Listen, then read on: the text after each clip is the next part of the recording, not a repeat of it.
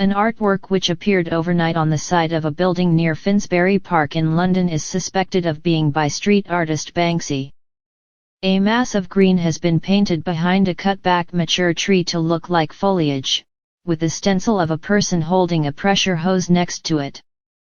James Peake, who created the BBC Radio 4 series The Banksy Story, rushed to see the work after receiving a tip-off. "To my mind it looks like a dead cert," he said. But as ever with Banksy, you never quite know, until he fesses up by posting it on his website.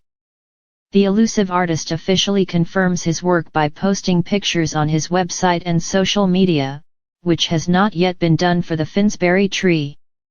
But documentary maker Mr. Peake said the artwork, which appeared on Sunday in Hornsey Road in North London, had the hallmarks of a Banksy. "The message is clear," he said. "Nature's struggling and it is up to us to help it grow back." Mr. Peake said, if you go way back to the beginning of his work, he is always looking for something he can do with minimum effort to make something look really cool. He added that the mural would probably have been created using a pressure hose or fire extinguisher, to quickly spray the leaves onto the wall behind the tree. The color of the paint used also matches that used by Islington Council for signs in the local area, which Mr. Peake said showed the Banksy eye for detail. "It's spring now, and this tree should be bursting forth with leaves, but Banksy must have cycled past and thought how miserable it looks," he said.